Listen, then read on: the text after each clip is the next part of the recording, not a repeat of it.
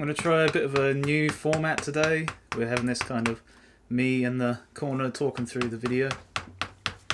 So what this is a leggy pencil caddy. So it's a pencil caddy with 3 legs around the outside. It's kind of weird, it's kind of creepy, but I like it, you know. It's like a silly little thing, but also a sculpture, you know. It has 2 purposes, I guess. So here I am carving around the outside edge and now drilling in through the inside. This means that when I use the chisel, I can cut out stuff a lot easier because there's some space on the inside. So if you think about when the wood breaks free from the other bits of wood, you know, it helps to have some space for that wood to break into. So if you drill in the right place and then start chipping up the wood in the right place, then you can get it so that you're making it a lot more kind of efficient for yourself. And I know I don't always use power tools and that, but you know, sometimes I do. So just live with it. I don't know. And now I'm doing the front of the leg. So this is the like a V section, like a V section on the front of the leg, and I'm cutting out the wood by coming down from the top and up from the bottom, and we're making this V in there. So this is the front of the foot, like I said. You can see one there already finished off to the other side. And this is just a really good way to cut a V. You know, we've got like a pretty big gouge. This is ash, so we're having to be kind of forceful with it, you know. But it's working out well. You can see we're getting through there pretty quickly. I think this is a maybe a Tyzac chisel. I'm not sure. Some kind of carving chisel I got from eBay for like £5, I think. So it was pretty good.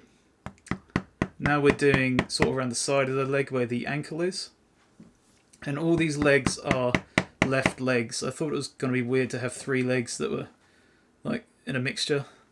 So I decided to make them all left legs.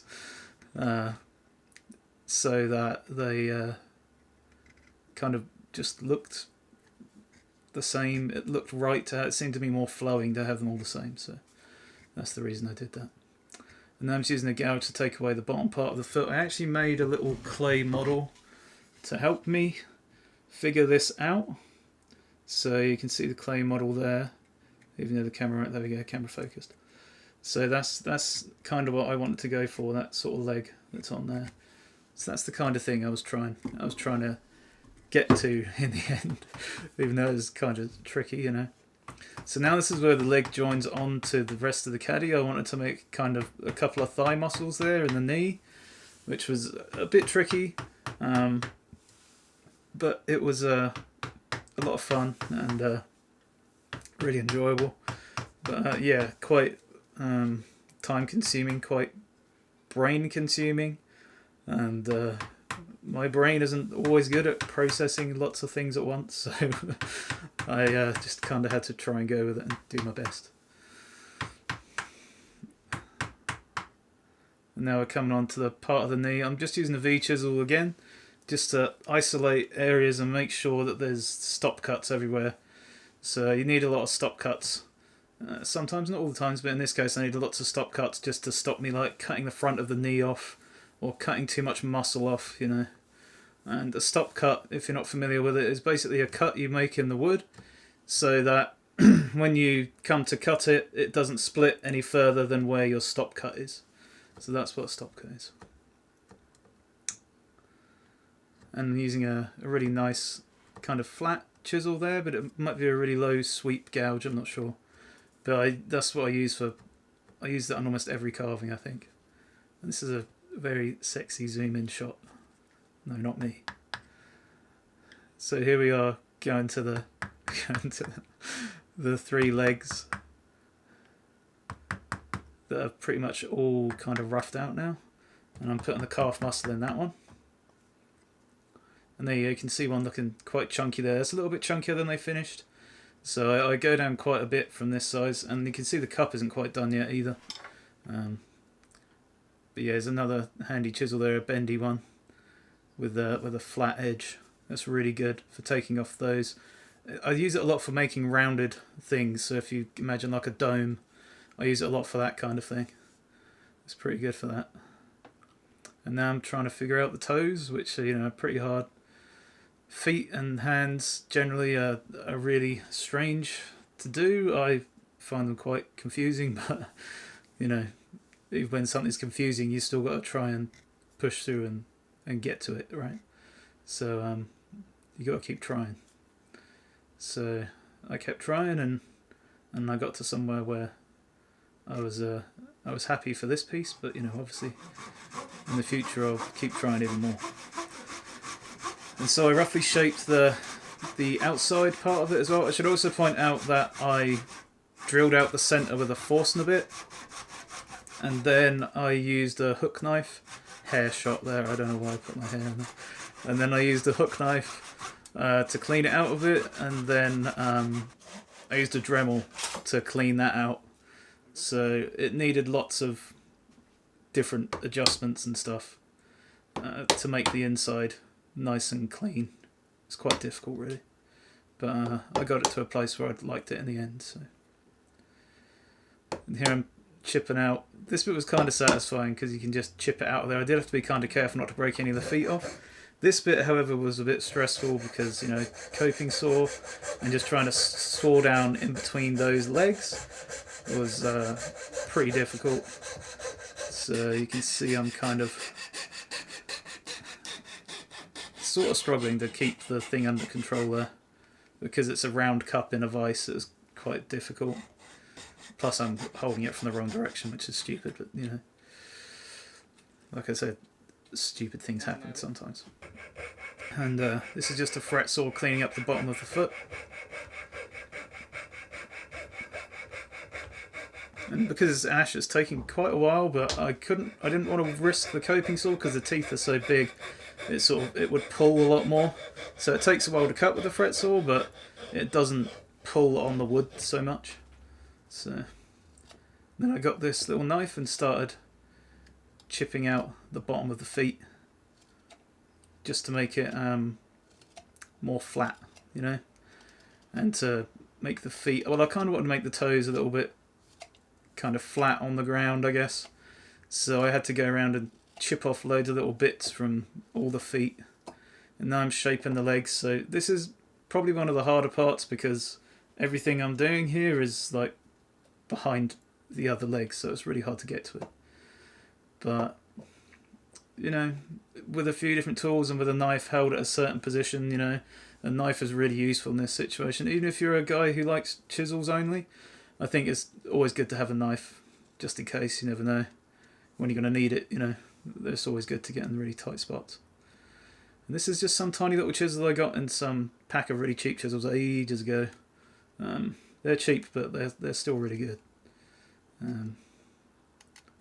As you can see, I'm figuring out the gaps in between the toes. Just trying to make the gaps a bit bigger, make the toes a bit more believable in a way. You can see I rounded over the little pinky toe at the end so that it looked like a pinky toe, because I don't know if you look at your foot right now, if you want to look at your foot, the pinky toe kind of bends around the side. So there I'm just trying to take a bit more material off the top there, so it looks like the foot is like bending up, like here, bending upwards, right? Because the tip toes are sort of touching the ground. So I wanted the foot to look like it was like rising up. So just all these little adjustments. And I took this indoors as well and adjusted it loads while I was in the house, just chipping away tiny little bits. That's how I usually like to do the carvings. I do a bit in the shed, then I take it indoors and do lots of detail work. I don't do any sanding or anything indoors because, you know, there's loads of dust everywhere. So now I'm just refining the sort of cup shape using that Mora knife again. Mora knife, which is like a Sloyd style knife, so if you're familiar with Sloyd carving, it's a similar style to that. And Mora knife's actually fairly affordable. I think this one was about £25, so it's not too bad for a tool, you know, because tools last a long time. So generally, if you buy good ones. So here I'm cleaning that up a bit more, and you can see I struggle a bit with the grain, so switch around and go the other way. I mean, that's the general rule. If you're struggling with the grain, switch and go the other way. If that doesn't work, then try slicing the cuts a bit more. You know, there's lots of different ways, or try a different tool, try a scraper or something like that. I didn't use scrapers for this one this time. I don't know why, I just didn't feel like it.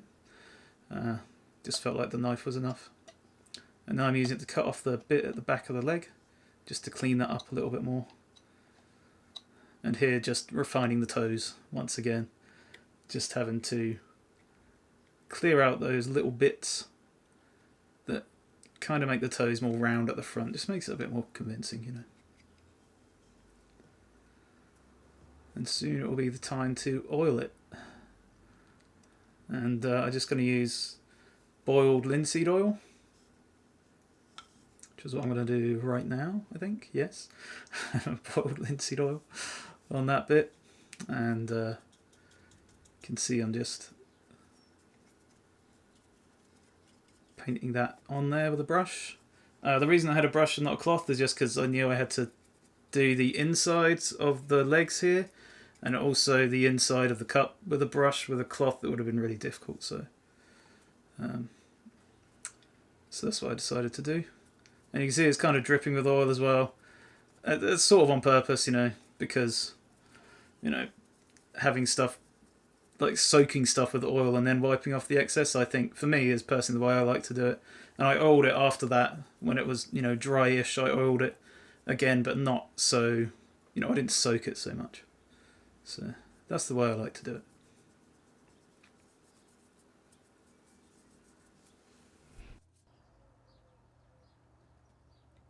I like to slosh a load of oil in there because there's lots of end grain in there. So I like to try and soak it into all the stuff that was in there, you know.